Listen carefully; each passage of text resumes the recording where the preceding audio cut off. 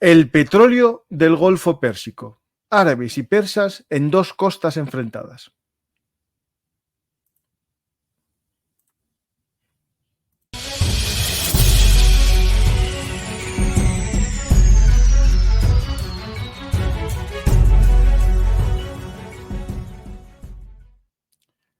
Hola, bienvenidos todos a Bellum Artis, actualidad militar y geopolítica. Y hoy vamos a hablar de geoeconomía, o más bien de la economía de la geopolítica. Vamos a intentar explicar la importancia del Golfo Pérsico para el mundo, especialmente tras los rumores de un ataque israelí a la economía iraní, que ahora parece que ya no va a ser así, que se va a centrar en lo militar, pero se habló mucho tiempo de ataque a las infraestructuras petroleras iraníes. Y cuando fue eso dije yo, voy a hablar del tema, pero ¿con quién? Con un experto. Y tengo aquí a un amigo, Miguel Golmayo, que ya estuvo hace tiempo hablándonos de la geopolítica del petróleo y del gas, y hoy vamos a centrar nuestro punto de vista en el Golfo Pérsico. Hola Miguel, ¿qué tal? Hola, buenas tardes Francisco, mucho gusto y muchas gracias por volver a contactar conmigo. Bueno, aquí nadie puede decir que no traje un experto. Traigo a Miguel Golmayo, la sangre que mueve el mundo, geopolítica del petróleo y del gas, de Ariel Ediciones, ¿no? Un libro muy interesante que nos hace viajar, ¿no? Desde el origen, digamos, de la relación del hombre con el petróleo, pero centrándose especialmente, ¿no?, en la importancia geopolítica que tiene.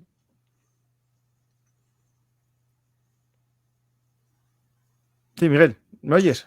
Sí. Que nos centramos en este libro, te centras en la geopolítica del petróleo, ¿no? Sí, la verdad es que en el libro, bueno, como bien sabes, es una historia, le llamamos de geopolítica, pero la verdad, a mí muchas veces me gusta casi más tratarlo como un libro de historia, porque intento hacer un repaso desde el origen del petróleo o desde el origen comercial, ¿no?, que fue a mediados del siglo XIX, podría decir que hasta nuestros días, pero eso, el tema del petróleo, en cuanto has pasado 24 horas, ya no estás en el día. Entonces el libro, bueno, se cerró en noviembre del 23 y en menos de un año que ha pasado desde su publicación han pasado una serie de cosas muy interesantes y muy importantes en el mundo del gas y del petróleo. Sí. Pues tenemos ahí la guerra de Ucrania, cómo influyó también, y lo que estamos hablando ahora mismo, que es el centro de atención de nuestro programa, que es el Golfo Pérsico, ¿no? Como indica su nombre, el Golfo Persa, porque la mayor parte, digamos, la mitad de la costa está en manos de Irán y el resto dividido entre varios países, Kuwait, Irak, Emiratos Árabes, ¿no?, Dubái, Qatar, Yemen y también Arabia Saudí en alguna parte. Por tanto, tienen un cotarro en una parte muchos países y en otras solo uno, ¿no? Y eso genera problemas, ¿no?, geográficos y geopolíticos. La verdad es que problemas hay y muchos. Empezando por lo que has comentado, ¿no?, de si una de las acciones que podía tomar Israel contra Irán era bombardear instalaciones petrolíferas. La verdad es que Irán, desde el primer ataque que tuvo de misiles, Israel, desde el primer ataque de misiles que tuvo el semestre pasado y en este segundo semestre ha vuelto a tener otro, su reacción yo la denominaría de comedida. Entonces pienso que muchas veces más que una reacción, porque cuando sufres un ataque la reacción es contraatacar, pero ya pasa mucho más tiempo. Es decir, yo creo que ya hemos pasado del contraataque, de la reacción, a, podríamos llamarle casi una venganza. Y la venganza es un plato que se toma frío. Es decir, Israel todavía no ha tomado medidas contundentes contra los primeros misiles que le lanzaron allí por el mes de abril, ni contra los que le han lanzado ahora. Y conociendo a Israel, no va a dejarlo pasar. La cosa es en qué medida. Y la experiencia nos demuestra que por lo general suele ser de 10-1 o de 100-1 con respecto a lo que le han hecho. Bueno, eso lo podemos ver simplemente leyendo cómo se ha ido desarrollando la historia. Sí. ¿Atacar instalaciones petrolíferas? Bueno, en un principio se dijo que podía atacar instalaciones petrolíferas. Bueno, es que es lo más socavido. Cuando no se dice nada, pues van a atacar instalaciones nucleares y instalaciones petrolíferas. Es el mantra de no sabemos qué decir, vamos a decir esto, ¿no? Luego, efectivamente, hay que reconocer que el presidente Biden, que se deja llevar a veces un poco por su locuacidad, también dijo que era una de las opciones, fue abrir la boca y subir el petróleo. Que yo diga que hay una opción de atacar instalaciones petrolíferas prácticamente pasa desapercibido en el mundo. Si el presidente de los Estados Unidos dice que podría ser uno de los objetivos, sobre la marcha el petróleo sube. pero luego la realidad es tozuda, ¿no? Y hay que reconocer que la evolución en el último año del precio del petróleo, a pesar de los intentos, porque lo que tenemos que ver es que desde el verano pasado, desde el verano del 2023, un poquito antes, la OPEP ha intentado por todos los medios que el petróleo se ponga en el margen de los 90 euros. Y apenas lo ha conseguido a lo largo de un año en 2 ocasiones. Y de hecho en este momento ronda los 73 euros, 73, 74, es decir, que ninguno de los dos ataques han tenido bueno, en el primer ataque, curiosamente, que fue en viernes, si no me equivoco, el lunes siguiente, cuando abrió la bolsa, el petróleo bajó en vez de subir, ¿no? Y este otro ataque, bien, ha tenido una subida del precio instantánea, pero luego ha vuelto prácticamente a los precios. Pero creo que centrar el tema en el Golfo Pérsico, perdóname la expresión, pues no quiero ofender a nada, es un poco de estrechez de miras. Es decir, el problema es mucho más extenso. No podemos fijarnos en el Golfo Pérsico, porque sí es verdad, prácticamente más del 20% del petróleo que se consume en el mundo sale por ahí, ¿no? Pero creo que actualmente el Mar Rojo tiene exactamente un componente del mismo peso, podríamos decir, que el Pérsico. Es decir, ¿qué está pasando con el Canal de Suez? ¿Qué está pasando con el Estrecho de Bab el-Mandeb? ¿Qué está pasando con el tráfico marítimo que se tiene que desviar y dar la vuelta por el Cabo de Hornos, toda la vuelta a África, por el temor a un ataque por parte de los hutus? Y el origen, por decirlo de alguna manera, el origen es el mismo. Es decir, ¿quién está amenazando? Bien, los hutus en Yemen amenazan el tráfico como consecuencia de la guerra en Israel, cierto. Israel en este momento está en conflicto con Hamas, está en conflicto con Hezbollah, está en conflicto con Irán. Pero ¿quién mantiene a Hamas? ¿Quién mantiene a Hezbollah? ¿Y quién mantiene el último, Irán? Irán. Es decir, que nosotros podemos cortar algún brazo del pulpo, pero la cabeza del pulpo es una, y es Irán. Entonces, por mucho, la gente muchas veces pregunta, ¿esto cuándo va a acabar? Pues como no acabe usted con la cabeza del pulpo, y aún así no sé si acabaríamos, ¿no? Porque a la cabeza del pulpo también tiene aliados importantes. Es decir, que la inestabilidad en la zona va a ser, a día de hoy, eterna. Es decir, ¿puede desaparecer el conflicto? Puede desaparecer. ¿Llegaremos a una paz en un equilibrio inestable? Seguramente llegaremos. ¿Va a conseguir Israel acabar con Hamas? Lo dudo. ¿Va a terminar con Hezbollah? Lo dudo. ¿Va a terminar con la resistencia de los hutus en Yemen? Lo dudo. Entonces volveremos a cerrar el círculo después de una masacre en la que no voy a entrar en quién tiene razón y no tiene razón, porque creo que todos son una panda de energúmenos y nadie cumple la legislación internacional vigente. Pero volveremos a un equilibrio en el que cada uno se irá a su casa, se lamerá las heridas y una vez que haya terminado de lamerse las heridas, intentará volver a rearmarse para volver a empezar. Sí. Es decir, parece el cuento de nunca acabar.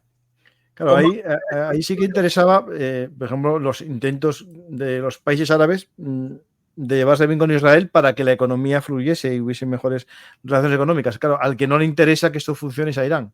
Claro, a Irán no le interesa nada. Y, o sea, uno de los detonantes más importantes, efectivamente, como dices, fue cuando ya Arabia Saudí pensó en entrar en relaciones con Irán. Perdón, con Irán, con Israel. Se me va la olla. Claro, una relación cordial, cordial entre comillas, ¿no? Entre Israel y Arabia Saudí era, por decirlo de alguna manera, la puntilla para Palestina. Y una gran puntilla para Irán, porque bueno, Irán, aunque está eternamente peleado con Arabia Saudí, por lo menos sí que coincidía en apoyar al pueblo palestino.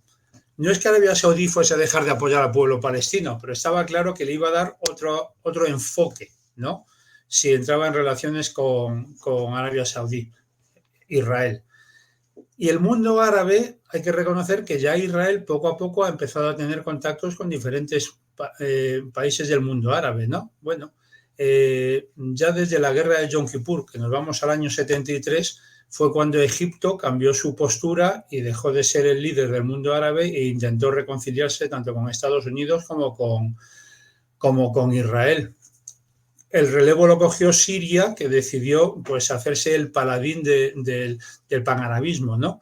Es decir, que este problema no se ha resuelto y no lo va a estar. Volviendo al tema que dices tú del petróleo, bueno, el petróleo siempre se ve afectado. Muchas veces la gente dice, ¿las guerras afectan al precio del petróleo? No es que sea la guerra en sí, es la inestabilidad. Es decir, el precio del petróleo vive en un equilibrio inestable, permanentemente inestable. Y lo que tiene que haber en el mercado es confianza. Entonces, cuando hay confianza, los precios están más o menos estables. Cuando no hay confianza, se pierden. Por ejemplo, ahora, el otro día estaba leyendo un artículo porque muchos no entienden cómo el petróleo no ha vuelto a sobrepasar los precios de los $100 por barril en la situación actual, ¿no? Es decir, ¿el por qué? Bueno, la demanda del mundo ha bajado, eso es una realidad. La Agencia Internacional de la Energía lo dice, la demanda de petróleo ha decrecido ligeramente, no como muchos ecologistas lamentablemente creen, y es porque el verdismo está ganando el petróleo. No es cierto. Que es Lo por que la está eficiencia de los ganando motores y todo eso, ¿no? es que la economía en China se está enfriando. No, también, claro. Entonces, si se enfría la economía en el mundo, el consumo del petróleo disminuye. A mí ya me gustaría que la economía no se enfriase y que el consumo de petróleo disminuyese.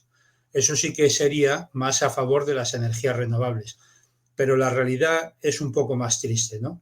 De hecho, me imagino que cuando China vuelva a recuperar los niveles económicos que pretende, si es que lo recupere, pues volverá a consumir más petróleo. Luego hay otra razón por la que el petróleo no ha subido, y es que hay un exceso de producción. Es que en un periodo muy breve de tiempo hemos vivido 3 acontecimientos brutales. Y cuando tú tienes un acontecimiento brutal, volver a una situación estable cuesta mucho, ¿no? Es decir, tuvimos la pandemia, donde los precios del crudo, bueno, recuerdo que el West Texas Intermedia llegó a cotizar a menos $37, ¿no? Es decir, que el productor de petróleo pagaba porque se lo quitase. Terminó la pandemia y entramos en una curva de crecimiento donde los productores se las veían muy felices, ¿no? Hasta el año 22, que entramos en la guerra de Ucrania. Y muchos países no habían salido todavía de las consecuencias económicas y de la crisis económica de la pandemia.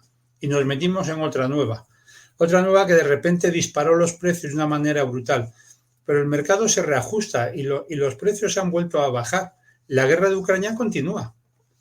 La pandemia no, gracias a Dios, pero de los precios que superaban los 100 euros al empezar la guerra de Ucrania a los precios actuales de 73, 74 dólares, está claro que la guerra está. También los países pretendían que todas las economías se recuperasen prácticamente de una manera simultánea y a gran velocidad después de la pandemia, y eso ha sido falso. ¿A dónde nos ha llevado? Pues que desde el verano pasado hay una superproducción. Tanto es así que desde el verano, me refiero pasado al año 23, perdón, no al 24. Desde el verano del 23, la OPEP Plus está intentando que los precios estén en el margen de 90 y no lo está consiguiendo, pero es que no lo está consiguiendo ni con guerras, no lo está consiguiendo ni con el conflicto de Israel. Ha empezado a hacer recortes de producción y parece ser, digo parece, que en esta ocasión los países están cumpliendo con la previsión de recortes que tenían, ¿no? Pero ni aún así, simplemente hay que ver cómo es el precio del crudo hoy, ¿no? Entonces, a no ser que haya una catástrofe real, militar, los precios siguen estando bastante contenidos. Es decir, que el precio del petróleo dices, bueno, ¿qué previsión tienes? Ninguna, porque en esto nunca se puede uno fiar, ¿no? Es decir, hoy te dice Israel que no va a atacar instalaciones petrolíferas y mañana ataca instalaciones petrolíferas. Entonces, dice, oiga, mire, es que el 90% del petróleo iraní sale por el mismo sitio, ¿no? Por una islita que hay ahí en el Golfo Pérsico. Le revientan esa isla y la producción iraní pues se iría prácticamente, el 90% desaparecería. Pero Irán produce 3,3, 3,4 millones de barriles diarios, no produce más. Y entre el superávit que hay actualmente de producción en el mundo y lo que hay almacenado, esos 3,3 o 3,4, esa es la isla a la que me refiero. Pues prácticamente el 90% del petróleo iraní pasa por ahí, ¿no? Entonces, eso es una isla minúscula. Un bombardeo en esa isla destrozaría la distribución de petróleo. Luego hay otros factores que hablamos mucho del Golfo Pérsico. El Golfo Pérsico sale por el estrecho de Hormuz. El estrecho de Hormuz la costa es iraní, ¿no?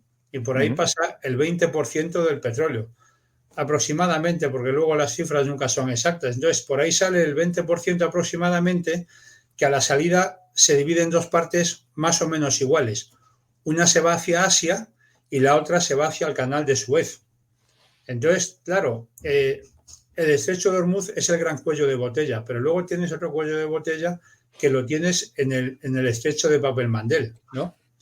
Y de ahí los problemas del Mar Rojo. Es decir, ¿a quién está afectando que los hutíes estén atacando al tráfico que intenta entrar en el Mar Rojo?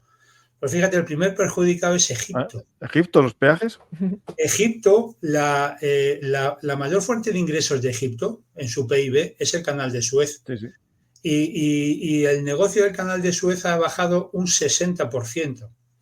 Es decir, uno de los mayores interesados, aunque la situación en Israel y en la zona se estabilice, es Egipto, porque le está costando una auténtica fortuna el hecho de que el tráfico en el canal de Suez se haya reducido en un 60%. Y luego hay muchos más actores implicados. Si pones en el mapa Jordania, verás que Jordania solo tiene una salida al mar, que es por el Golfo, ahí lo tienes, de Aqaba. Entonces, bueno, si le tienes cerrado el estrecho de Bab el-Mandeb, a Aqaba será difícil que llegue el tráfico. Israel también tiene ahí un trocito de esa costa, pertenece a Israel, ¿no? Pero bueno, Israel por lo menos tiene salida al Mediterráneo. Jordania no. Jordania no tiene salida al Mediterráneo. Y así como has dicho perfectamente, los países que están litorales del Pérsico, que efectivamente todos tienen tantos intereses que ninguno tiene interés en que salte la chispa allí, ¿no?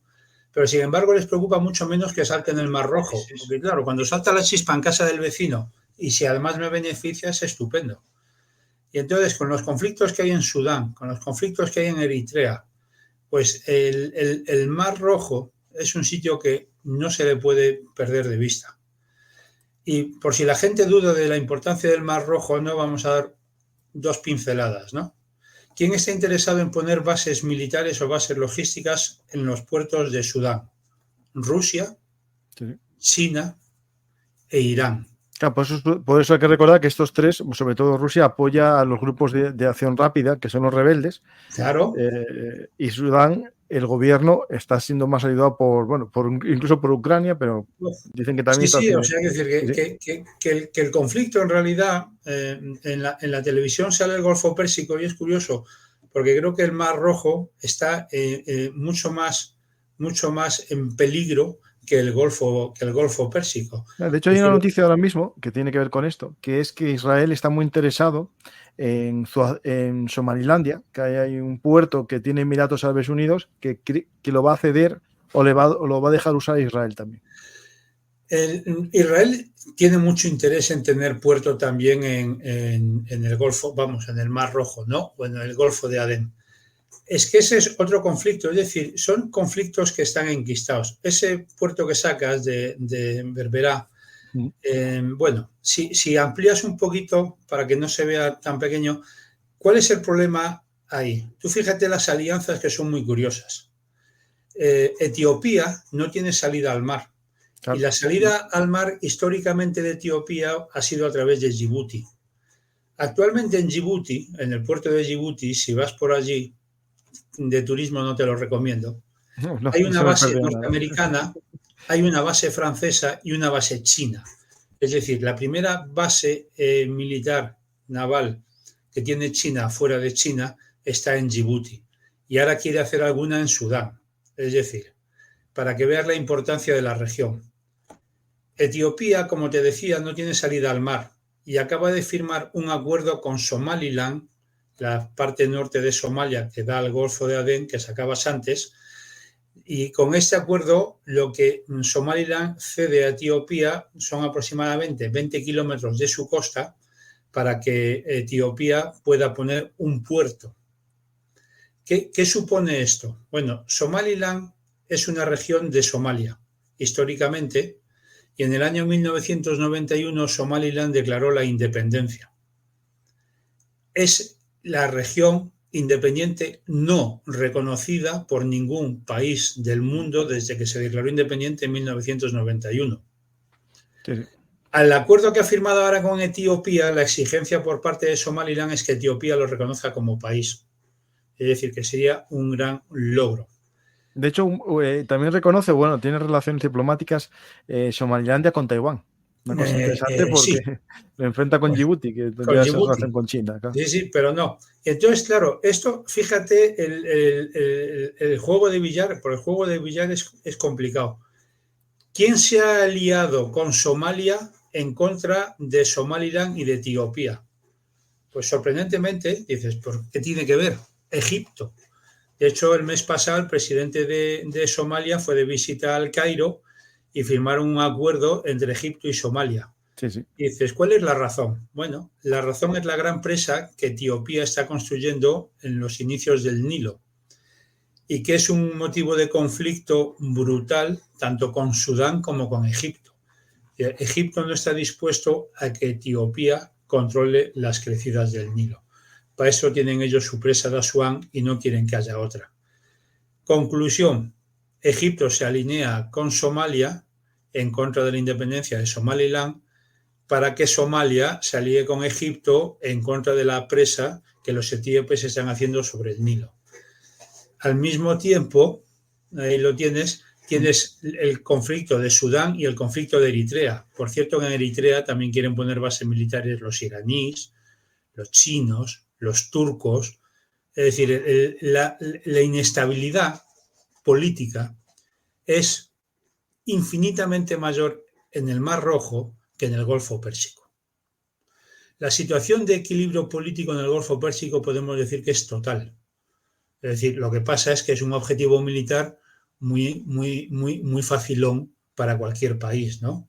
Pero en el Golfo Pérsico no hay ninguna estabilidad política. Es decir, Irán tiene su costa, Arabia Saudí tiene la suya, Kuwait tiene la suya, los Emiratos Árabes la suya, Qatar, Bahrein, y no hay ningún conflicto regional. Ni hay nadie que intente poner una base militar en el Golfo Pérsico. Es decir, el Golfo Pérsico es un objetivo para Israel si decide bombardear instalaciones petrolíferas iraníes en el Golfo Pérsico. Políticamente, donde está la inestabilidad brutal es en el Mar Rojo. Sí, sí. Y donde los países quieren poner bases militares es en el Mar Rojo. Y donde los países están intentando apoyar en uno u otro bando, me refiero a países como India, Rusia, China, Estados Unidos, la Unión Europea, pues intentan ayudar a uno u otro bando en la guerra de Sudán, en la guerra de Eritrea, a Egipto, a Somalia. Es decir, veo mucho más inestable geopolíticamente el Mar Rojo que el Golfo Pérsico. Sí, sí. No, en eso coincido contigo. Ya hice varios programas explicando esta geopolítica del Mar Rojo. Es súper compleja y cuando metes ese Djibouti, por un lado, que se baila con todos, ¿no? Después Somalilandia, que sí que se está centrando en esa relación con Emiratos Árabes, Israel y Etiopía, ¿no? Y por otro lado Egipto, que es interesante, pero por ejemplo Turquía, eso sí que es el país más paradigmático de lo que es bailar, ¿no? En la geopolítica, ¿no? Porque, por ejemplo, en Somalia acaba de alquilar un territorio para hacer pruebas de misiles y cohetes. Sí, y correcto. por otro lado, en Eritrea tiene esa intención de hacer un puerto justo al lado de Irán, ¿no? Es decir, es un tema muy llamativo. Sí, porque tú fíjate, volviendo al petróleo, que es en teoría de lo que te estábamos de lo que vamos a hablar, sí. el otro día también dices, no, Arabia Saudí, ¿no? Arabia Saudí tiene una gran preocupación en el Mar Rojo, ¿por qué? Porque ellos tienen un importante oleoducto que lleva el petróleo prácticamente del Pérsico al Mar Rojo. Y la razón de este oleoducto es evitar el uso del estrecho de Hormuz. Entonces, si tú tuvieses un conflicto en el estrecho de Hormuz que no te deja sacar petróleo y al mismo tiempo tienes un conflicto en el Mar Rojo que Arabia Saudí no le dejase utilizar sus instalaciones petrolíferas en el Mar Rojo para sacar el petróleo, el desastre sería descomunal. ¿No? Porque Arabia Saudí juega en los dos lados de la costa. Y tengo la impresión de que le preocupa mucho más la estabilidad del Mar Rojo que en el Pérsico. En el Pérsico lo único que puede hacer es influencia diplomática al más alto nivel para que nadie se le ocurra irse a tirar bombas allí, ¿no? Pero ya no tiene el mismo control en el Mar Rojo. Aquí hay un tema que es importantísimo, ¿no? Que es el tema de los oleoductos, ¿no? Porque claro, estamos hablando siempre de los barcos, el Mar Rojo, y cuando yo expliqué un poco la importancia que tenía en un ataque a Irán, ¿no? Que es verdad que se puede destruir el 90% de las exportaciones del petróleo iraní atacando esa isla, y la respuesta iraní lo dijo ya, que sería atacar a aquellos que se beneficien, y enumeró una serie de países el ministro de Asuntos Exteriores. Entonces, bueno, se empezó a hablar de que Arabia Saudí podía producir más petróleo que compensaría la pérdida, ¿no? El problema es, claro, lo que se produce el embudo. Tú puedes producir más, pero ¿dónde lo sacas, no? Por el Golfo Pérsico. No podías sacarlo porque en el Golfo Pérsico habría la guerra de los petroleros, que lo hubo ya en la guerra Irán-Irak. Que la tuvimos. Sí. Entonces nos quedan los petroleros, ¿no? Los gasoductos. Pero claro, la capacidad no llega a cubrir, pero iría todo al Mar Rojo. Y ahí, claro, en el Mar Rojo entraríamos lo mismo. Si está desestabilizado o Irán tiene bases aquí, pues tendríamos un problema, digamos, Arabia Saudí para exportar, ¿no? Y después hablan también de proyectos, ¿no? Había un proyecto que se hablaba mucho también, este Trans-Arabian Line, Tap Line, sí. que bueno, está cerrado ese, pero se había hablado, no sé si me lo estoy inventando, era algo que sí que se habló, que detrás de los acuerdos de Abraham estaba también dirigir un oleoducto a través de Israel para sacar a Arabia Saudí petróleo. No sé si me suena de hecho, había un proyecto curioso que era, en el libro hablo muchísimo de los proyectos que nunca han salido adelante y otros que sí. Fíjate, había uno que era magnífico, que iba por Irak. Sí, el de Irak, Siria, Líbano. Y además era muy bueno porque podías meter primero el petróleo de Arabia Saudí, luego podías meter el petróleo de Irak, luego lo sacabas por Siria, ¿no?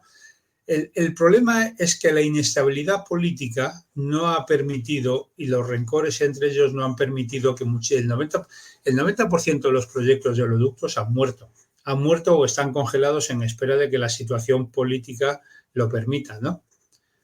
Es verdad que en la historia del petróleo, una cosa que a la gente le sorprende es que muchas veces gana más dinero el que deja pasar un oleoducto por su país que el que produce petróleo. Sí. Es así y simplemente nos tenemos que ir a los conflictos que hubo en Europa cuando Ucrania decidió cerrar el grifo del gas ruso a Europa, ¿no?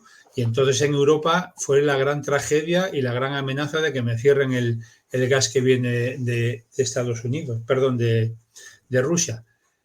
Es que el transporte, ya no solo el transporte, o sea, el transporte del petróleo a través de oleoductos es fundamental. Si tú no tienes oleoductos, es que lo primero es que no llega a los puertos. Es decir, el transporte del petróleo en Europa desde Rusia va por oleoducto, pero en muchísimos países del mundo, en Japón, por ejemplo, el 100% del petróleo, el 100% del gas, les llega prácticamente por barco, ¿no? Es decir, que necesitas el transporte marítimo, pero para llevarlo hasta un barco muchas veces necesitas cientos de kilómetros de tubería antes, ¿no? Es decir, que el transporte es la gran tragedia en algunas ocasiones de países que tienen petróleo, pues no pueden sacarlo. O sacarlo les cuesta una barbaridad. O lo que le pasaba a Rusia, que no estaba dispuesto a ser cliente cautivo de Ucrania y que Ucrania, para ellos un país de tercera, les fuese a cerrar el grifo, ¿no? En esto, el transporte ya no solo aquí, ¿no? Porque nos podemos ir a la ruta de la seda y de China, la nueva ruta de la seda que intenta hacer de distribución por todo el mundo, que no es para petróleo, pero sí que es para petróleo. Es decir, China ha financiado el oleoducto de Níger, que no puede poner a funcionar por culpa de la situación política, para sacar petróleo al Golfo de Guinea. Ahí lo ves en el mapita, hay un oleoducto, un oleoducto que ha hecho desde Níger hasta el Golfo de Guinea, que dada la situación de inestabilidad en Níger, pues todavía no está explotable, ¿no? Pero no sé si has oído hablar del Indian Middle East European Corridor. Sí, lo acabo de poner, eso lo acabo de poner ahora, espera, lo pongo, sí. Pues no lo veo ahí. Espera, Bueno, lo puse, yo creo que es este, espera, a lo mejor no, no es este, claro, pero parece, ¿no? Porque sale de la India. no, ese no es ¿No? el IMED es un corredor que sale de la India. IMED, sí, IMEC, IMF. Tú fíjate que es un acuerdo para competir con la ruta de la seda de China, ¿no? Y el primer patrocinador y el más interesado es India, que es un gran aliado de China, pero dice que hay que competir con China e intenta hacer llegar que sus productos lleguen a Europa. Y fíjate el recorrido, el recorrido es un poco endiablado, ¿no? Salen de India en barco. Desde la India lo tienes ahí, ¿no? Bien, va a Arabia Saudí. Sí. Cruza toda Arabia Saudí y Jordania e Israel en tren. En un puerto en Israel, no sé por qué en Israel y no en Siria, pero el proyecto es en Israel, lo vuelves a embarcar y te lo llevas a Grecia. Y en Grecia lo distribuyes por Europa. Fíjate, este corredor es solo un embrión, porque lo único No, que se hace... pero esto tiene que ver con las alianzas y con los pactos, es decir, esto... Efectivamente, Claro, claro. esto me recuerda a... Bueno, Netanyahu sacó un mapa, ¿no?, de los países que podían ser aliados y llegó hasta la India ese mapa. Justo Claro, esto que estamos viendo aquí, ¿no? Israel Y, está metido el MOU, porque hasta ahora lo único que se ha firmado es un MOU con respecto a este corredor, que es, bueno, un MOU viene a ser una declaración política, ¿no? Pues todavía en este momento duerme un poco la noche de los justos por la situación política y de inestabilidad en la zona. También este corredor que quiere competir contra la ruta de la seda china tiene otro inconveniente muy importante. En China paga el Estado. Es claro, decir, la fiesta. el Estado paga, pero los estados en el IMEC no están dispuestos a pagar. Pagarán una parte, pero se busca evidentemente financiación privada, ¿no? Entonces, conseguir financiación privada para el desarrollo del IMEC, eso ya es harina de otro costado, ¿no? Como pasó con el gasoducto Nabucco, que en su día tuvo mucha fama y aparte de otras circunstancias, pues una de las razones principales de su muerte es porque no había manera de financiarlo. Es decir, los estados no van a hacer una financiación del 100% y no se encuentra inversores. China en este sentido, pues bueno, invierte en lo que le da la gana porque invierte con su dinero del Estado, ¿no? Pero fíjate la necesidad que tenemos en Europa. Es decir, no es que sea anti-chino, pero no me gusta que me invadan, ¿no? No. Pero China se ha hecho ya con 3 de los más importantes puertos. Iba a decir en el Mediterráneo, pero es mentira, porque uno es el puerto del Sinaí, que no está en el Mediterráneo, ¿no? Está todavía en el otro lado del canal. Pero se ha hecho con el Pireo, en una parte importante, y se ha hecho con el puerto de Valencia, en España. Es decir, que no hay que irse a buscar los negocios chinos muy lejos. Se ha hecho con una importantísima parte del puerto de Valencia, que hay que decirlo, es el puerto en España más importante de contenedores en el Mediterráneo. Es decir, China nos lleva muchísima ventaja, ¿no? Claro, la pregunta del millón es, ¿puede una empresa española comprar un puerto en China? Esa es la pregunta mía. No, eso es imposible. Pues ya está. Claro, pero es igual que el proceso de la decisión, ¿no? Muchas veces discutimos sobre el proceso de la decisión y dice, ¿qué ventaja tiene una dictadura? Porque las dictaduras tienen ventajas, ¿no? No las voy a defender ni mucho menos, pero No, pero sí, tiene ventajas, ¿no? Sí, que va un señor y toma una decisión, punto sí. Pelota, ¿no? ¿Qué desventaja tiene la Unión Europea? Y soy un defensor a ultranza de la Unión Europea, aunque creo que es un desastre en demasiadas ocasiones. Claro que cuando tienen que opinar 27 y todos tienen su propia opinión, ponerse de acuerdo, pues es un auténtico suplicio, ¿no? Entonces, ¿por qué nos ganan en el proceso de la decisión? Por poner de acuerdo a 27 muchas veces es simplemente imposible. Pero cuando trabajas mediante una dictadura, tomar una decisión y arrancar es muy fácil. Entonces, la competencia en el proceso de la decisión ya nos llevan muchos cuerpos de ventaja. Ya no quiero entrar en la parte económica de quién paga, ¿no? Es decir, nosotros primero tomamos la decisión, que es un proceso brutal, pero luego además hay que financiarlo, ya ni te cuento. Entonces pasan 15 años y 20 años. Entonces el chino no solo ha tomado la decisión, sino que ha invertido, lo ha desarrollado y nos ha ganado por la mano. Y ya cuando queremos actuar es tarde. Sí, sí.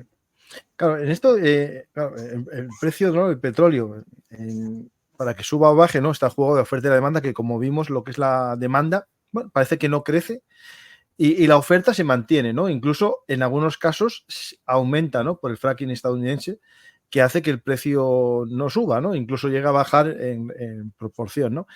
Ahí, claro, juega también después que los países de la OPEP, por un lado, Arabia Saudí, que quiere mantener alto el precio, prefiere no producir, pero Rusia necesita vender, entonces vende más, ¿no?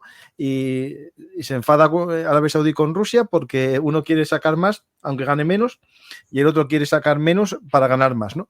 Es un tema muy complejo, que con esto de la OPEP Plus, ¿no?, que es esta ampliada, ¿no? ¿Qué relaciones hay entre ellos? Porque tengo aquí una gráfica de la OPEP Plus, en la que, claro, Rusia es de los mayores exportadores, ¿no? La verdad es que es una relación amor-odio.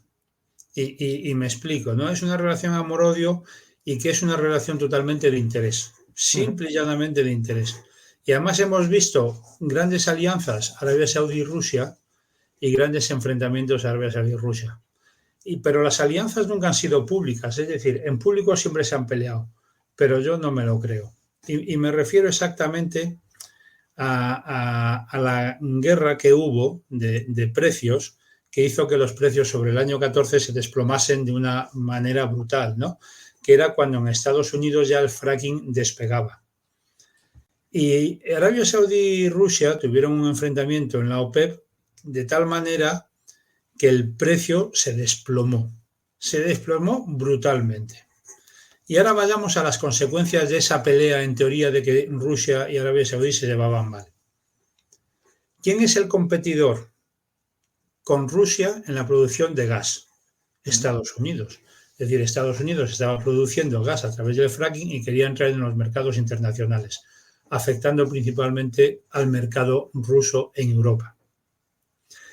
¿Quién era el gran competidor en producción de petróleo con Estados Unidos cuando Estados Unidos empezaba a producir petróleo en grandes cantidades mediante el fracking? Arabia Saudí. Luego fíjate que Arabia Saudí y Rusia tenían un enemigo común y además no se peleaban entre sí. Arabia Saudí no quería que Estados Unidos le hiciese competencia en el mercado del petróleo y Rusia no quería que hiciera competencia en el mercado del gas. Con lo cual, a los dos les beneficiaba una bajada del precio brutal. ¿Por qué?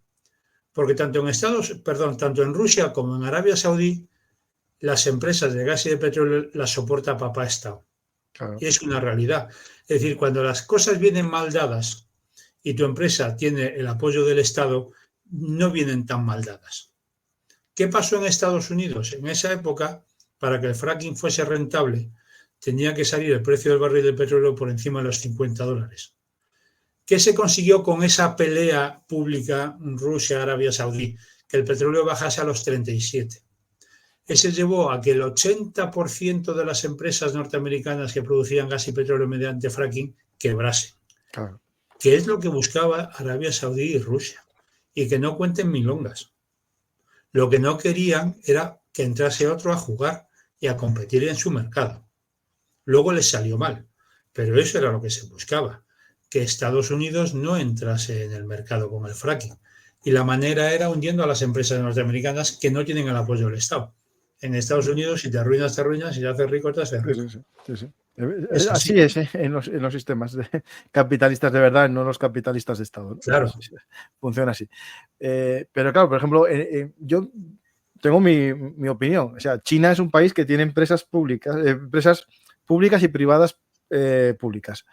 Pero en el caso de Rusia, yo me planteo casi que son las empresas las que tienen un Estado.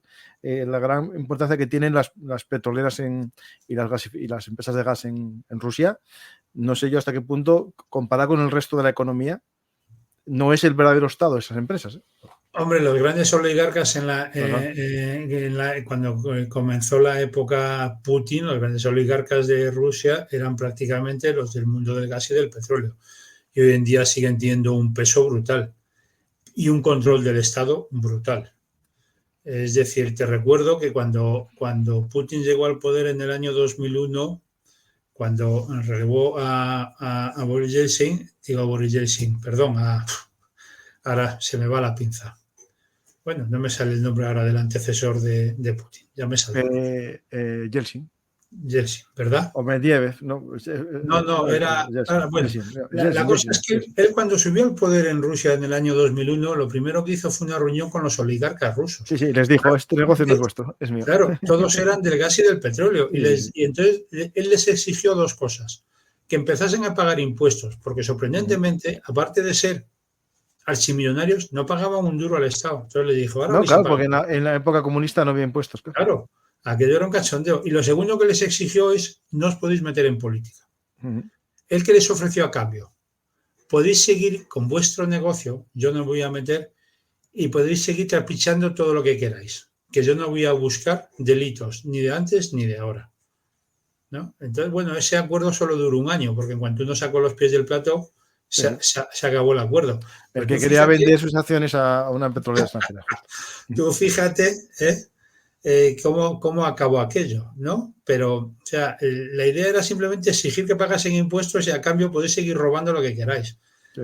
Bueno, es decir, que la filosofía del sistema ruso con respecto al control del gas y del petróleo es muy particular. Y a día de hoy, seamos francos, es decir, la información que nos llega en este momento de Rusia, donde estamos con la guerra de Ucrania, y qué pasa con su gas y con su petróleo, pues es todo de un ocultismo brutal, ¿no? Pero lo que tenemos claro es que sigue produciendo gas y petróleo como un loco y lo sigue vendiendo, ¿no? Y sus grandes compradores pues sigue siendo China fundamentalmente, la India y Turquía, que luego Turquía lo procesa y vende los productos procesados en la Unión Europea, entre otros muchos sitios, ¿no? Es decir, nosotros no le compramos a Rusia, pero sí que compramos el diésel hecho con el petróleo ruso en refinerías turcas. Bueno, y barcos de estos de la flota fantasma que lo pasan de un barco a otro en alta mar. Entonces, al final, el que paga somos tú y yo. Es decir, el pobre consumidor es el que paga al final el precio del litro de gasolina o de diésel a unos precios que es un poco el cuento del paripé político, ¿no? Porque dice, mire, pues dado que el petróleo ruso acaba en Turquía, lo refinan allí y luego me lo venden aquí, ¿por qué no se trae el petróleo a España? Lo refinamos aquí y por lo menos lo pago más barato, ¿no? Pero eso sonaría a aberración política. El descontrol actualmente de qué pasa con el gas y con el petróleo ruso no está el descontrol. Se sabe perfectamente a dónde va la mayoría de él. Se conocen los mercados negros. Se sabe quién lo está comprando y quién lo está procesando. Y bueno, no se toman medidas al respecto y punto. Sí, por desgracia el mundo es así. Es decir, hacen cosas para que después no se cumplan y ellos quedan bien por haberlas hecho, ¿no? Es un tema que hablaste del precio, ¿no? Y a veces nos plantea la gente, y hay una pregunta aquí, ¿no? ¿Yo cómo pago 1,35 o 1,50 por la gasolina si el precio no está tan alto? Pues que es realmente en el precio de los combustibles, cuando vamos a echar en nuestra gasolinera, el precio real del coste del producto no es nada de ese precio. Hay impuestos, el margen del distribuidor, el impuesto de hidrocarburos, el IVA, ¿no? En el litro de gasolina de diésel que compramos nosotros, pongamos en la Unión Europea de media, el precio del petróleo representa aproximadamente un 15%. En algunos países puede que un 20%, pero bueno, un 15% es el precio del petróleo sobre el litro de gasolina. Entre el 50 y el 60% del precio son impuestos. Es decir, que el subir el litro de gasolina cada vez que sube y baja el petróleo es una artificialidad. Te pongas como te pongas. Primero, ¿cómo se compra el petróleo? El petróleo se compra normalmente en el mercado de futuros. Tú no lo compras a precio de hoy. Tú el petróleo que estás comprando hoy lo has comprado hace 3 meses o hace 4 meses, al precio de entonces. Hoy estás comprando en el mercado de diciembre. Esa es la realidad. Sí. Segundo, primero compras una gran parte en el mercado de futuros y luego compras una pequeña parte en el mercado del día, ¿no? Entonces, el precio no te lo marca el combustible, el precio de hoy del petróleo. Es que ha subido el petróleo esta semana y tenemos que subir el precio de la gasolina, porque te da la gana. Pero bueno, simple y llanamente, ¿no? Lo tendrías que subir dentro de 3 meses cuando el petróleo que has comprado hoy en el mercado de futuros en diciembre llegue a España. Pero no lo tienes que subir hoy, ¿no?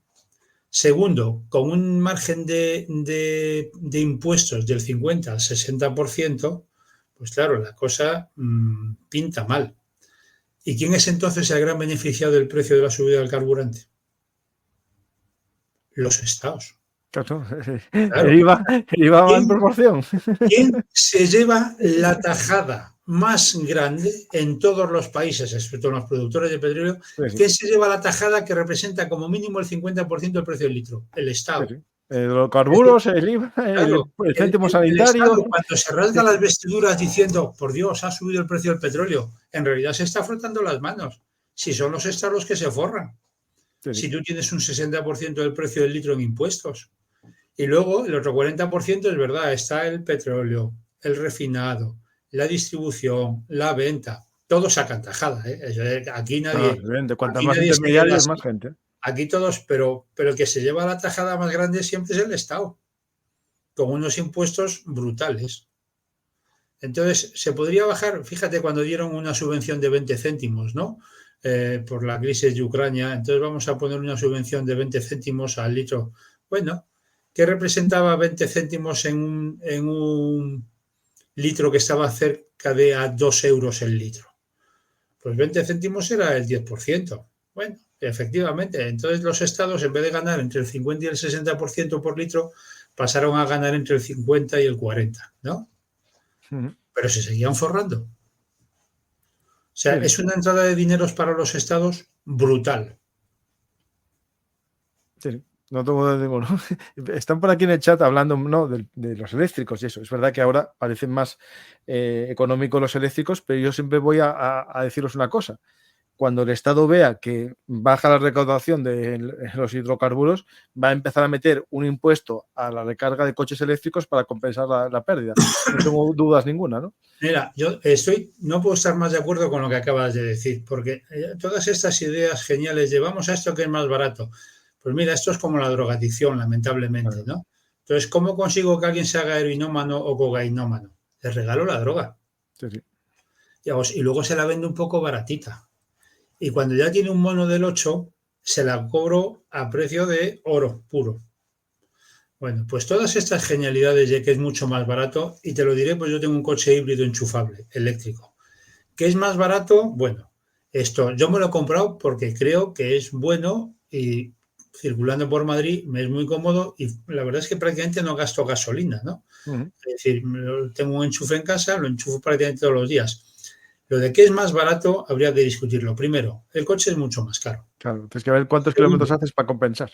el coche eléctrico además está muy subvencionado, pero como dices tú, el día que ya estemos todos enganchados, adiós a la subvención.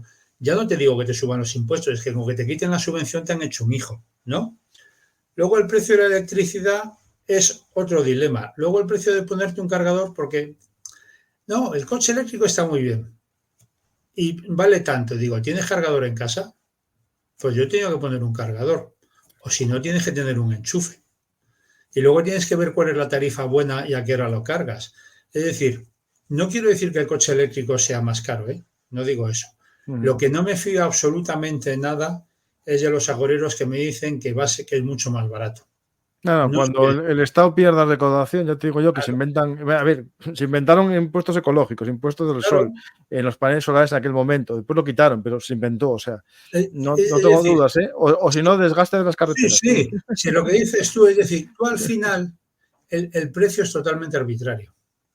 Es decir, ¿cuál es el precio real de un coche eléctrico? No lo sé. Porque entre la subvención, el precio de no sé qué, la ayuda por patatín, si es usted no sé cuántos, y dice, ¿de verdad cuánto cuesta un coche eléctrico? No, no se sabe, ¿no? Pero tampoco sabes cuánto cuesta muchísimas cosas, porque ¿cuánto cuesta un litro de gasolina de verdad? Depende, ¿eh? Si le quitas los impuestos, menos de la mitad. Entonces, la artificialidad que puede hacer cualquier Estado con lo que dices tú, primero poner subvenciones, luego quitar las subvenciones ya es un palo de la de Dios. Y luego Sí, sí, además claro. puedes añadir impuestos, es decir, que de repente, de la noche a la mañana, te puede subir el precio el 40%. Y dices, ¿cómo es posible? Hombre, yo te quito un 20% de subvención.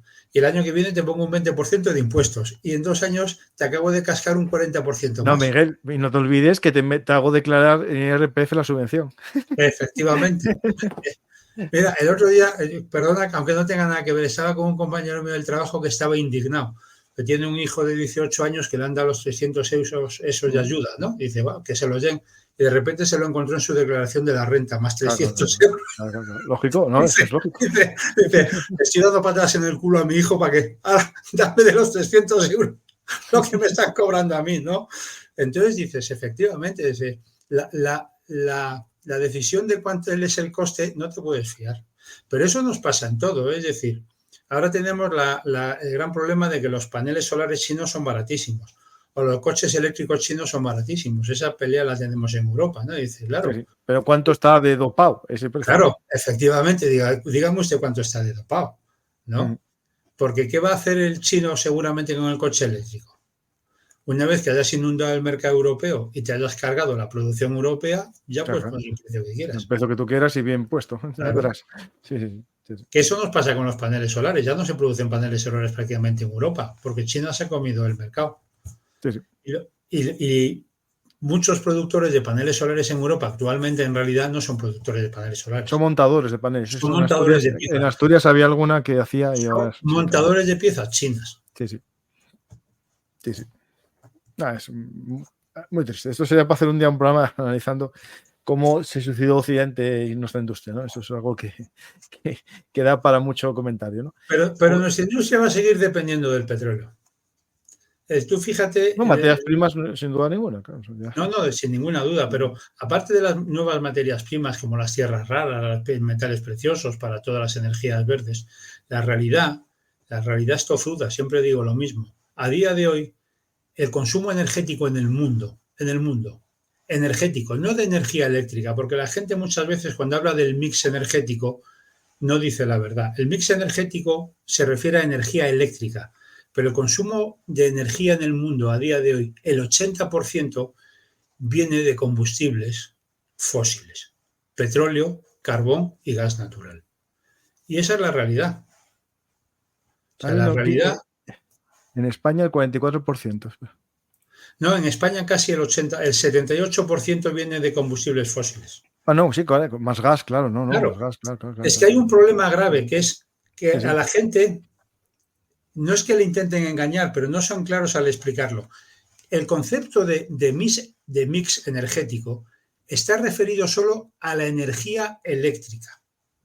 Pero la energía eléctrica dentro del consumo de energía de un país a lo mejor es el 10%. Entonces, ¿cómo está hoy el mundo? El mundo. El 80% de la energía que se consume en el mundo viene del petróleo, del carbón y del gas. El 80%. Esa es una realidad. Y solo un 10% viene de energía eléctrica. Y dentro de ese 10% de energía eléctrica, por ejemplo en España, pues sí, en España a veces hasta un 75 o más viene de energías verdes, depende del clima, evidentemente, ¿no? Pero quiere decir que es en los grandes momentos de gloria eléctrica verde, es el 75% del 10%. No nos Sí, sí, sí. equivoquemos. Claro, claro, porque todo lo que se mueve de la economía, los barcos, Claro, o toda la sea, industria petroquímica. ¿cuáles son los mayores productores de CO2 en el mundo? Prácticamente el transporte. Sí, sí. Bueno, pues el transporte, te pongas como te pongas, yo no sé cuántos camiones pesados has visto por el mundo eléctricos. Yo no he visto ninguno. No, barcos todavía pilas en ninguno.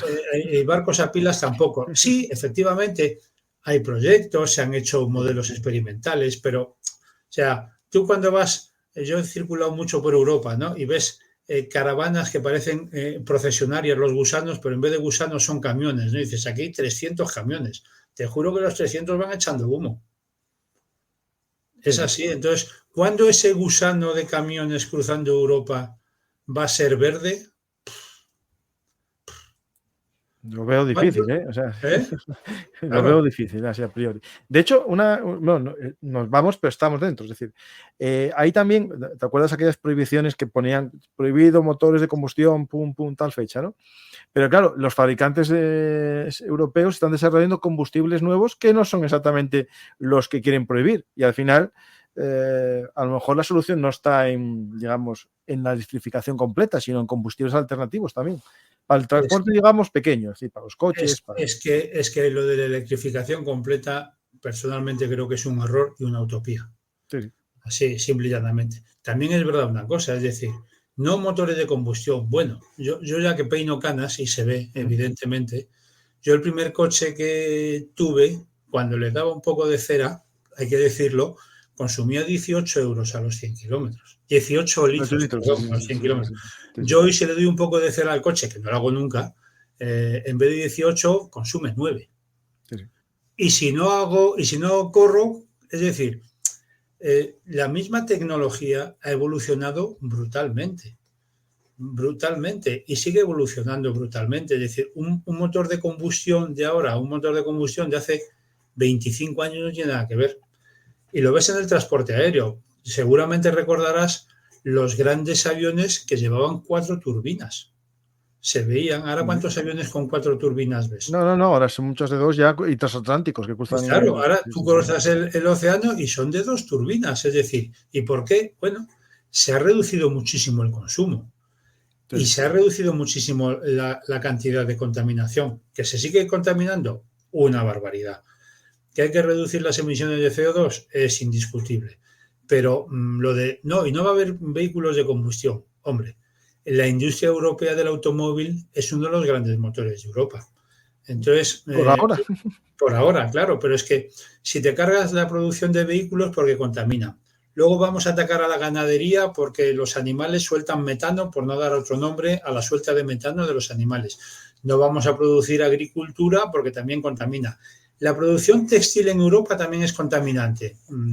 Pues verás, al final estamos abocados al desastre económico. Sí, al suicidio económico. Puro y duro. Sí. Y aplaudido.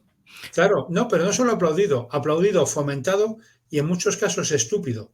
Y digo estúpido sin ánimo de ofender porque, por ejemplo, en Europa o en España, no vamos a hacer explotaciones de minerales porque, claro, es antiecológico y destruye.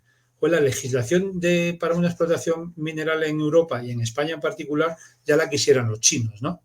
Pero entonces no vamos a explotar aquí los recursos minerales en Europa, pero vamos a traer los de China, que contaminan 100 veces más, porque tienen una legislación totalmente permisiva con respecto a... ¿no? Y los kilómetros y kilómetros de barco para traerlo hasta aquí. Y entonces luego llegas a la conclusión, que es muchas veces discute, y dice, ¿usted qué quiere? Que Europa sea la gran burbuja verde, pero verás, es que el aire que respiras no lo puedes aislar. Es decir, o vamos un poco al unísono el mundo entero, o hacer un mundo a 2 o 3 velocidades igual es un poco absurdo. Nosotros aquí estamos haciendo unos esfuerzos infrahumanos, económicamente brutales, para contaminar menos, mientras el consumo de carbón en China y en India sigue aumentando. Claro. Y aumentará, y seguirá aumentando. Entonces hay un problema, desde mi punto de vista hay un dilema, ¿no? Y eso en la última COP tuvo mucha gracia, porque cuando el emir de Qatar decía, a ver, ¿cuál es el problema? Pues número 1, mientras los países desarrollados no estén dispuestos o no estemos dispuestos a sacrificar parte de nuestro estado de bienestar, no vamos a reducir de verdad la producción de CO2. Y es así. Y mientras los países en vía de desarrollo no estén dispuestos a renunciar, llegar al nivel en el que está el primer mundo, tampoco vamos a dejar de producir CO2. Es decir, nosotros... Es muy sencillo. Este verano me parece, estaba mirando el otro día las cifras, no sé si en verano hubo cerca de 29 millones de movimiento de vehículos en España. Yo no sé en esos vehículos, si tú multiplicas 29 millones por 50 litros, cuántos billones de litros de combustible te sale que hemos quemado en verano. Bueno, y seguro que muchísimos de esos vehículos iban ecologistas concienciados. Seguro. Estoy convencidísimo, ¿no? Pero lo de tocarme a mí el estado de bienestar, un momentito, ¿no? A lo mejor lo que quieren es que no Claro. viajes, no tengas vacaciones. Entonces, yo eso Que me te reía empobrezcas. mucho cuando salió la subvención de los 20 céntimos por litro de combustible, ¿no? Tú sabes perfectamente que uno de los mantras de los ecologistas es no a las subvenciones al petróleo y a la producción de petróleo. Bien. Entonces yo cuando dijeron que iba a haber una subvención de 20 céntimos por litro, pensé que íbamos a ver unas manifestaciones de ecologistas brutales en el mundo en Porque, contra. claro, O era sea, el momento de no usar el era petróleo, el claro, sí. colmo. O sea, ya no solo no vas a subvencionar, sino que ahora vas a subvencionar el consumo del particular. Digo, la que se va a liar. Todos los ecologistas a la calle. Yo no sé tú si viste alguna manifestación de ecologistas. Yo solo los En vi este llenando caso. el depósito del coche. Sí. No te puedo decir que los viera. Y de hecho estaban en el gobierno tomando esa decisión algunos. Es decir, yo todos esos que vamos a quitar las subvenciones, pero cuando los 20 céntimos eran para su bolsillo, bueno, aquí la cosa cambia, ¿no? Entonces, mira, mientras el primer mundo no esté dispuesto a renunciar a parte de su estado de bienestar, Claro, pero vamos. ahí entra, bueno, yo personalmente no estoy a favor de empobrecerme, pero hay gente que sí que tiene ese pensamiento de empobrecimiento. Quieren convencer a Sí, la sociedad occidental que se empobrezca. Es decir, eso hay, está o muy sea, bonito. hay Sí, gente no, para lo hay. Incluso los que proponen que nos digamos, bueno, que reduzcamos la población occidental porque somos los contaminantes, ¿no? También eso, mira, hay gente para todo en este mundo. hay gente, el otro día leía un artículo, me guardo mi opinión, pero te la puedes imaginar, ¿no? Que decía que es que uno de los problemas es que no somos un pueblo con capacidad de adaptación. ¿Y qué venía a decir? Venía a decir que efectivamente muchas veces la energía solar y eólica se tira, se pierde, porque se produce más de la que se consume. Entonces decía que había que cambiar el método de trabajo, que había que trabajar cuando se producía electricidad. Entonces yo pensaba, joder, me lo estoy imaginando, que de repente hay un vendaval estupendo y a las 3 de la ¡Aviso! mañana, ¡Todo el mundo a trabajar! 3 de la mañana te llaman desde la fábrica, todo el mundo a trabajar, que hay energía. ¿Y qué horario hay? Pues lo que dura el viento. Trabajamos de 3 a 5. Y digo, Bueno, o sea, hoy sabes el apagón en Cuba, ¿no? sí, Pobre gente, ¿no? Y sale un responsable del gobierno cubano y se pone, vamos a restablecer el consumo energético a las viviendas de Cuba y el Estado no va a trabajar, va a reducir su trabajo en las oficinas. Dije yo, no pasa nada, no trabajéis nunca, cerrar el partido político, no trabajéis porque no se va a notar. O sea, es decir, lo decían como un gran éxito. La sí, actividad sí, sí. productiva en Cuba se elimina para que haya en las casas. Y eso sí, en la televisión y en la radio estatal no. Ahí no, que hay que Hacer lavar el cerebro a la propaganda. gente. No, pero Sí, sí. efectivamente, entonces dices, bueno, pues mire, yo no tengo muy claro a dónde vamos, ¿no? Y por ejemplo, aquí tenemos uno de los grandes, a mí me hace mucha gracia, entre comillas, las declaraciones de los políticos indios, ¿no? Que ellos vienen a decir, mire, Occidente ha crecido sobre el hollín producido con el carbón. Y ahora usted me está diciendo que no, que me vuelva ecológico y que no evolucione a un estado de bienestar del primer mundo, ¿no? Cuando además dice, es que como India, dice, usted tiene prácticamente todo el mundo un coche, sino dos. Todos tienen electricidad en su casa, calefacción en invierno, aire acondicionado en verano. Dice, el estado de bienestar en India, el que en su casa tiene luz eléctrica, ya es un nivel alto. Es decir, tener una casa iluminada con luz no lo tienen muchos indios. Entonces, dice, ¿qué me está contando usted a mí? ¿Qué me está contando? ¿Que renuncia a aumentar el nivel de bienestar de la población india mientras usted en Occidente viven como viven? Dice, pero bueno, claro. Conclusión que dice India, si usted me lo paga. Bueno, casi se lo pagamos nosotros también. Nos empobrecemos y se lo pagamos, fíjate, todo aquí. Claro, es decir, que bueno, esto No, está lleno de paradojas. sí.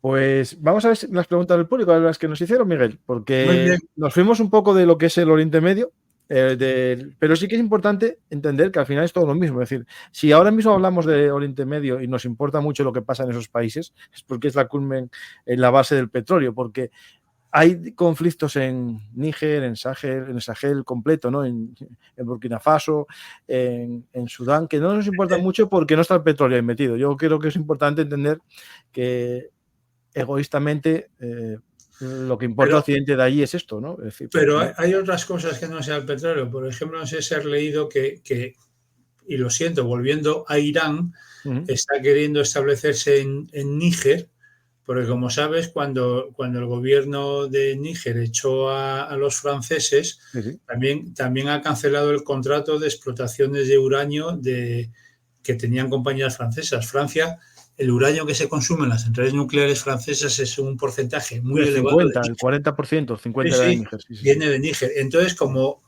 parece que quiere echar a las compañías francesas, se quieren hacer con esos contratos compañías de Irán. Claro, porque su carrera nuclear va Es ahí, decir, macho, todo. claro, o sea, la geopolítica es como un gas. Si tú dejas un sitio, enseguida lo ocupa otro. Sí, sí, sí. Y Europa lo está dejando y Estados Unidos también. O sea, que Claro, vamos. y entonces no te preocupes, que si no llega China, llega Irán, y si no llega Irán, llega Rusia, y si no llegan los tres. Sí, sí, sí, sí. Coincido contigo 100%. Vamos a las preguntas, Vamos a perdón. ver. No, pero es que coincido contigo 100%, es así. Que hable del papel de Djibouti y la base francesa allí en todo esto, ya lo comento. ¿Las bolsas de petróleo encontradas en el Mediterráneo Oriental son tan importantes como se intuye? ¿O son más bien de gas? Yo creo que son de gas, ¿no? Muchas de ellas, ¿no? Las bolsas son más bien de gas y también se ha encontrado petróleo. Nos tenemos que fiar de lo que los países dicen y de lo que las compañías petrolíferas dicen. Entonces, ¿son importantes? Sí, parece ser que lo que han encontrado los turcos es muy importante. También se han encontrado en aguas de Israel.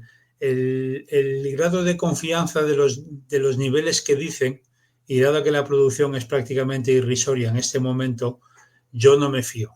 No te podría decir de sí, pues son del nivel de Arabia Saudí, no lo sé, no lo sé. La única manera de saber realmente la importancia de estos yacimientos es ver el interés que ponen las grandes compañías y los estados por explotarlos. No, está claro que, por ejemplo, Turquía tiene Sí, la sí. teoría del Mavi Batán, que es el mar azul, la patria azul, y ahí, claro, estas islas, esta expansión de sus aguas territoriales choca con islas griegas, ¿no? Y ahí está la polémica de quién Choca se con ¿no? Grecia, choca Claro, con Egipto, choca con Siria, choca con el Líbano, es decir, hay un conflicto. Mira, en el libro tengo un capítulo entero dedicado exactamente a la transparencia que acabas de poner. ¿Eh? pues si quieres un día lo explicamos. O sea, Transparencia. hay un capítulo que es prácticamente esa transparencia. Sí, sí. Ahí tienes también pintado, por ejemplo, en Israel, ves la parte de agua que está ahí un poquito en color gris que pertenecía a la franja de Gaza, donde se han encontrado yacimientos de gas y que la autoridad palestina, cuando existía la autoridad palestina y gobernaba en la franja de Gaza, intentó explotar, cosa que no le dejó Israel. La autoridad palestina firmó acuerdos primero con compañías británicas. Al final los británicos se desesperaron por culpa de Israel y se retiraron. Luego firmó acuerdos con compañías rusas, pero Israel jamás dejó que se explotase los recursos de gas y de petróleo en ese trocito de la franja de Gaza. Que a Sí, lo mejor le porque hubiese dado a la autoridad palestina recursos económicos que no nos hubiesen llevado a donde estamos ahora. Pero esto ya es un claro, poco el, divagar. el tema es que si lo tiene jamás, pues eso hubiese sido más No, complicado no, todavía. Sí. claro, Claro, una claro. vez que la autoridad palestina, pero esto empezó con la autoridad palestina, luego Sí, ya en cuando 2006. En Hamas, 2006 es cuando marcha la autoridad sí, palestina. sí, cuando llegó Hamas ya es impensable, ¿no? Hay decir Israel, ¿cómo qué voy a hacer yo? Financiar a un grupo terrorista, pero la autoridad palestina no era entonces un grupo No, terrorista no, ni no, no, no, ahora, ¿no? no, ni ahora. Y intentó explotar comercialmente eso, que hubiese sido, bueno, un recurso económico muy importante para los palestinos. Y fue Israel la que no le dejó, ¿eh? Sí, sí. Pues vamos a ver más preguntas. ¿Atacó Irak a la isla iraní por donde pasó el 90% de las exportaciones iraníes cuando ambos países estuvieron en guerra? ¿Qué pasó? Me suena que hubo algún ataque, porque hubo ataque a los cargueros, pero no sé muy bien. O es que Te confesaré que ya no me acuerdo, no, mentiría. yo O no me sea, acuerdo, no, yo no lo sé sé, que la verdad. hubo ataques por ambos bandos, pero un ataque específico a una instalación específica, lo lamento, pero mi memoria pez no da para tanto y en este momento no me acuerdo. Lo estoy buscando yo, espera, ¿eh? Vale, sí. Las instalaciones de Charang fueron utilizadas en el otoño del 86. Las fuerzas iraquíes la bombardearon intensamente desde 1982 hasta el 86, durante la guerra Irán-Irak, destruyendo la mayor parte de las instalaciones de la terminal. Charaj estaba en medio del campo petrolífero de Darío. No, estas son Charaj. Bueno, es esta, sí, es esta, sí. Sí, sí. Sí, exacto, Bueno, lo atacó, ¿eh? Lo atacó. yo le doy las gracias al que ha hecho la pregunta porque nos ha permitido repasar la historia. Sí, sí. Hubo un ataque ahí. Es lo bueno de Google, que te resuelve muchas dudas. ¿China va a hacer algo más que diplomacia o usará la flota que tiene? Bueno, tú no haces una flota para no usarla, eso es lo primero. Bueno, porque al final hay una cosa también, que tenerla te va a obligar a usarla, porque ¿para qué le hiciste? Bueno, ahí tengo un matiz. Lo más importante muchas veces es lo que se llama la disuasión. Sí, y la disuasión funciona. Y funciona divinamente. Y si la disuasión funciona, evita el conflicto armado. Y eso es una realidad. Es decir, no tienes por qué llegar al conflicto armado. Si tú tienes una gran flota y la sabes presentar y sabes, entre comillas, amenazar con ella e induces a la disuasión, evitas el conflicto armado. Aún es más, si no la tienes, a lo mejor sí que se produce el conflicto armado. China tiene una buena flota y va creciendo de manera exponencial. Sí. El único amenaza que tiene hoy, creo, con la flota china sería Taiwán. Pero claro, Taiwán está amenazada por la flota china, por el ejército del aire chino y por el ejército chino y por media China, ¿no? Es decir, pero a día de hoy el concepto de disuasión es fundamental. Pero luego no solo eso, fíjate, China acaba de hacer ejercicios militares en el Ártico con la flota rusa. Sí. Cosa que no había sucedido nunca. Aún es más, Rusia evitó históricamente que los barcos de guerra chinos pudiesen ir al Ártico y sin embargo ahora hace maniobras con ellos conjuntas. Entonces, la postura, el cambio radical de Rusia con respecto a China y a la marina china es muy importante. ¿Por qué? Porque China también está interesadísimo, hemos hablado de la ruta de la seda, el Mar Rojo, el Pérsico, el Mediterráneo, pero no nos olvidemos de la ruta del Ártico. No, y China ya ha empezado a utilizar la ruta. Mira, ahí lo tienes, mira. 3 de octubre, ahí está. Sí. La Guardia Costera China afirma de entrada, no es que lo afirme, es que ha hecho maniobras con la flota rusa. Y no solo ha hecho maniobras con la flota rusa, sino que está muy interesada en explotar la ruta del Ártico. ¿Por qué?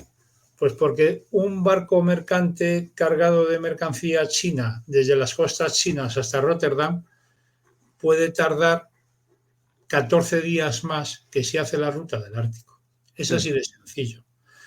Pero para hacer la ruta del Ártico también tienes que poder protegerte. E insisto, no creo que vayan al conflicto armado a día de hoy, pero sí que van a decir, aquí estoy y esta es mi capacidad. Y eso disuade, que es lo que buscan, es lo que se busca en un primer término, disuadir. Sí. ¿El puerto de Valencia es más importante que el de Algeciras? Depende para qué carga. A efectos del Mediterráneo, los tránsitos de contenedores y los tránsitos de barcos es un mercado muy, muy complejo, ¿no? Es decir, los macrobarcos entran, con perdón de la expresión, en macropuertos, como puede ser Algeciras o Valencia. Ahí descargan, pero el 99% de lo que descargan no va ahí. Sí, va a barcos más pequeños. Claro, va a barcos más pequeños que luego empieza a hacer uno la ruta del Mediterráneo. Entonces, si tú quieres hacer un reparto por el Mediterráneo, un monstruo de portacontenedores no va haciendo esa ruta. Cruza el canal de Suez y se va al puerto de Valencia. Descarga lo que tiene que descargar y luego un barco más pequeño lo reparte por el Mediterráneo. Otro va al puerto de Algeciras. El problema del puerto de Algeciras, que es el puerto más grande de España, si no me equivoco, es que la gente se ha olvidado del macropuerto que los marroquíes han hecho en Tánger, apoyados por los norteamericanos, y que le está haciendo una competencia brutal al puerto de Algeciras. Se habla muy poquito del macropuerto marroquí, que es una competencia. Si tú miras ahí un mapa, en realidad te das cuenta que para un barco atracar en el macropuerto de Tánger o en el de Algeciras da exactamente igual. ¿Qué es lo que importa? Lo que importa es lo que te cueste, ¿no? Entonces los puertos son de primera, segunda, tercera y los precios son los que son. En cuanto a un barco le sea más barato atracar en el puerto de Tánger que en el puerto de Algeciras, pues al puerto de Tánger irán. Aquí está, ya lo encontré. Claro, ahí lo has encontrado. Pues todo lo que está entrando en el puerto de Tánger, por decirlo de alguna manera, se lo han levantado en gran medida al puerto. Sí. No, y aparte por las costas, es decir, no es lo mismo atracar un barco en un puerto de la Unión Europea que te comente una tasa ecológica, una tasa de no sé qué, una tasa de reciclaje. Eso Y aquí, a primeros de año. Tasa ecológica por entrar en puerto, no se preocupen, voy a Tánger. Claro, y vas a Tánger, echan ahí todo y el agua lo moverá. Ya está. Mira, en Asturias nos cerraron una térmica por ser los primeros en cerrar con emisiones de carbón. Y al día siguiente España compró electricidad a una térmica marroquí. Claro. Que trabajaba con petróleo polaco o con petróleo australiano. Sí. Es así. Pero ok. Cuando pones a un chimpancé a dirigir los países, ¿no es más ecológico invertir en combustible sintético que reconvertir todo a eléctrico, que deja una centuria de inversión tirada? Sí, es lo que hablábamos de los combustibles nuevos. Sí, es una opción. Los combustibles sintéticos, y perdona, tienen un problema. Todo, o sea, las grandes verdades no existen. Todo tiene cara y cruz, blanco y negro, o el yin y el yang, o como lo quieras llevar, ¿no? Ventajas e inconvenientes. Los biocombustibles, ¿no? O los combustibles sintéticos, muchos de ellos derivados claro. De quitas comida a otro. ¿De dónde lo sacas? No, de quitar comida, ya está. Lo sacas de productos, pero, por ejemplo, del maíz o de la caña de azúcar, pero ojo, porque la producción de maíz no es ecológica. Es decir, para que tú puedas hacer combustible tienes que tener unas plantaciones de maíz brutales. Y esas plantaciones de maíz brutales son todo menos ecológicas. Y te pongo un ejemplo. Las zonas muertas del mar, la primera está en las costas de Yemen y la segunda está en el Caribe. Y en el Caribe, ¿por qué? Por las emisiones tóxicas que tira el Mississippi al Caribe en su desembocadura. ¿Y por qué el río Mississippi va lleno de...? Porque a lo largo de toda su costa hay monstruosas plantaciones de maíz. Para tener grandes plantaciones de maíz, lo que tienes que estar haciendo es echando nutrientes. Y los nutrientes van llenos de fosfatos. Y los fosfatos, y al final, estás haciendo un biocombustible, que el combustible es muy bio, pero la producción del maíz es una barbaridad, causando un desastre ecológico en el Golfo de México brutal y contaminando brutalmente el río Mississippi. No, y aparte que tú eso que lo extraes de la economía de la alimentaria también, es decir, al final yo soy un agricultor y esto, mira, ¿cuánto cuesta esta semilla? Claro. Esta semilla para comida y esta semilla para combustible. ¿Cuánto me pagas? Pues me pagas más por lo de combustible que no hago eso para creo una crisis mundial de alimentos, porque si tú la soja la pagas mejor para hacer combustible, pues entonces no se lo vendían a la gente. Luego se dijeron que no vamos a hacer biocombustibles con productos alimenticios. Entonces, ¿qué hizo la gente que tenía campos de productos alimenticios? Dice, no se preocupe, planto otra cosa. Claro. Es decir, si no me dejas que te venda la soja, dime que te puedo vender, porque ya no planto soja, te planto lo siguiente, ¿no? Es decir, es un arma de doble filo. Sí, coincido contigo. No es más ecológico invertir. Eso está. Miguel, dicen que Vaca Muerta Argentina puede dar volcado a la producción. ¿Qué opinas? Un saludo para los dos. Vaca Muerta, desde luego, cuando consigan sacar lo que están produciendo, será un boom económico para Argentina, estoy convencido. Pero el problema es el que hablábamos antes. Una cosa es producir y otra moverlo. Entonces, los gasoductos y oleoductos necesarios para explotar lo que se puede producir en Vaca Muerta no están terminados. Pero cuando se terminen y cuando le pueda estar vendiendo a Brasil y cuando le pueda estar vendiendo a Chile o cuando le pueda estar vendiendo a Uruguay, la cosa va a cambiar muchísimo. Hoy en día es una pata que no están equilibradas, es decir, una cosa es ponerte a producir, pero luego lo tienes que sacar. Y en este momento están retrasados con respecto a los gasoductos y oleoductos necesarios, pero llegarán, estoy convencido, porque es un gran negocio, ya no solo para dejar de ser ellos dependientes, como son hoy en día, sino encima para empezar a vender. Y una gran competencia a Bolivia, estoy convencido. Uh-huh. ¿Que se retrasará? Sí. Con lo de Arabia Saudita contra Rusia, ¿crees que los BRICS perdieron un aliado según Putin? Occidente perderá esta guerra, pero con la realidad lo dudo. Bueno, se refiere a Arabia Saudí, ¿no? Que se fuese a los BRICS o Occidente, ¿no? Es decir, Bueno, mira, Arabia Saudí se ha ido a los BRICS, sí. Y Arabia Saudí está en la ruta de la seda china también. Y Arabia Saudí es uno de los firmantes de la ruta del IMEC. Es decir, aquí todo el mundo juega todo. El negocio es el negocio. Aquí no hay amigos. Aquí hay aliados comerciales. Entonces, si Arabia Saudí puede sacar algo de los BRICS, lo sacará. Que lo puede sacar de la Unión Europea, lo sacará. Que lo puede sacar de los Estados Unidos, lo sacará. Esto no es amigos y enemigos. Entonces, si Arabia Saudí se ha metido en los BRICS es porque cree que le va a convenir en algo. Pero no por eso va a dejar de competir contra China metiéndose en el IMEC. No, si puede ir al IMEC, irá. Y al mismo tiempo hará la ruta de la seda. Jugará a todos los bandos. Pero lo hace Arabia Saudí y lo hace todo el mundo, menos los tontos. ¿Os creéis de verdad que se puede abrir una ruta del Ártico si no hubiéramos tirado tanto CO2 como si no hubiera mañana? Bueno, esto se refiere a la causa del cambio climático. Sí, bueno, el cambio climático es existente, porque el calentamiento está. Hay que ver si es antropófico o no. Bueno, eso nos daría para otra discusión.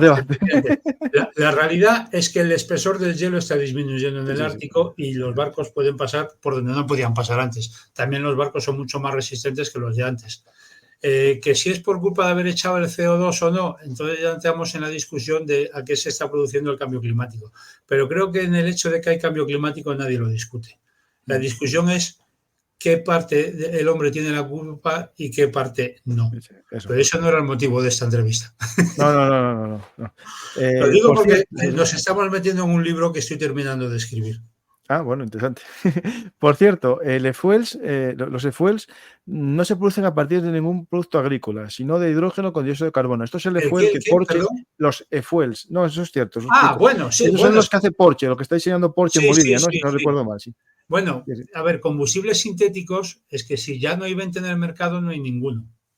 Claro. El tema es que claro. No se paralice el motor a combustión para poder usar los e-fuels. Claro. Totalmente de acuerdo. Entiendo lo que está diciendo y además tiene toda la razón, ¿no? Pero el problema de todos estos combustibles, como de muchas cosas que están saliendo del mercado, hoy en día prácticamente todo está en I+D, ¿no? En investigación y desarrollo. Entonces, lo que tenemos que saber es qué va a ser rentable.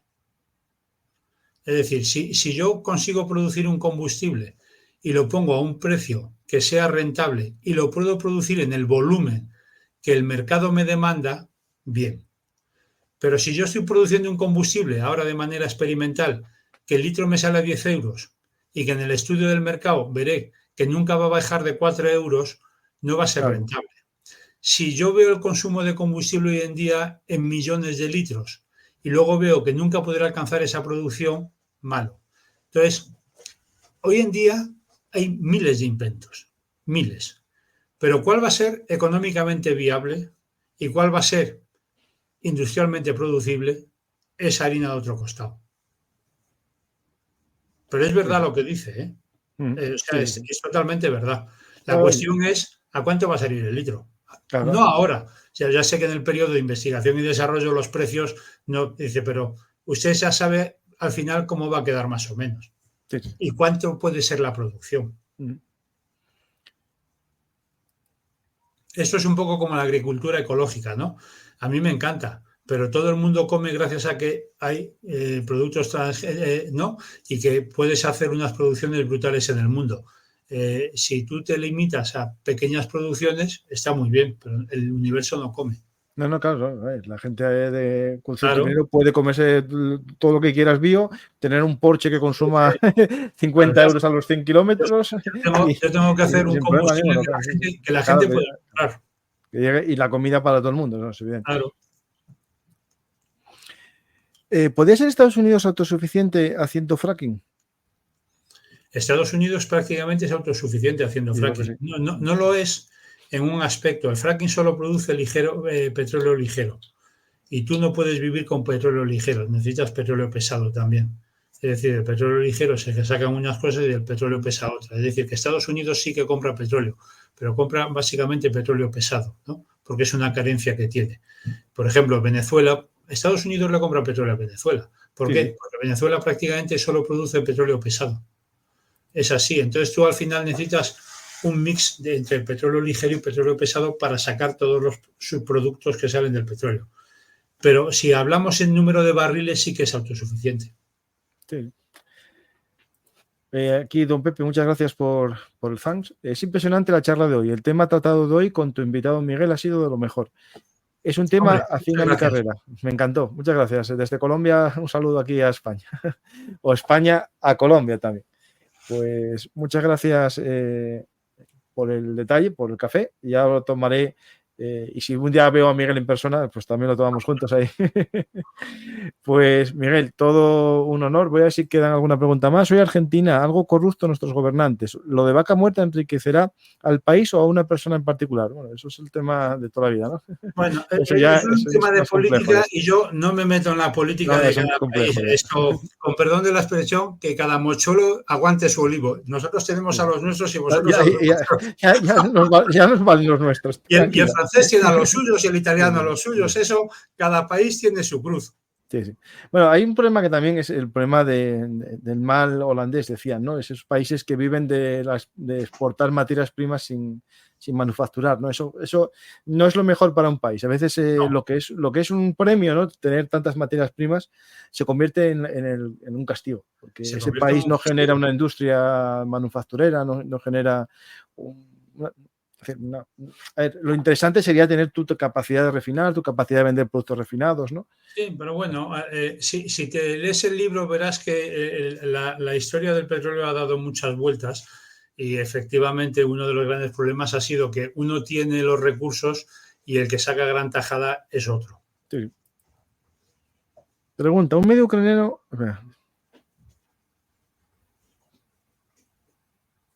Bueno, hablan de la energía de Rusia con Europa, bueno, es decir, que tenemos un 8% de dependencia, pero ten en cuenta que fue mucho más, ¿eh? Alemania tenía... Tenemos un 8%, mira, cuando empezó el conflicto, los países limítrofes con Rusia tenían una dependencia del 100% del gas. Sí, claro. Sí. Simple y llanamente, del 100%. Claro, cuando tú haces la media la cosa cambia. ¿Por qué? Porque Portugal y España la dependencia del gas ruso era prácticamente nulo, ¿no? Sí. Aunque comprábamos gas natural licuado ruso, pero... Chequia, Eslovaquia, Ucrania tenían dependencias del 100%. Sí. Pues Miguel, todo un placer y recomendar a la gente que lea este libro si quieren saber más, La sangre que mueve al mundo. Por desgracia es una sangre negra, ¿no? Es una sangre negra. Hablar contigo. Pues si quieres decir algo al público como despedida. Nada, agradecerle a aquellos que nos han estado escuchando, que nos hayan escuchado. El que le interese leer el libro, yo se lo recomiendo, no porque lo haya escrito, sino porque la verdad es que la gente que se lo ha leído se lo ha pasado muy bien, ¿no? Pero bueno, y cuando quieras espero volver a charlar contigo, que siempre las conversaciones son francamente amenas.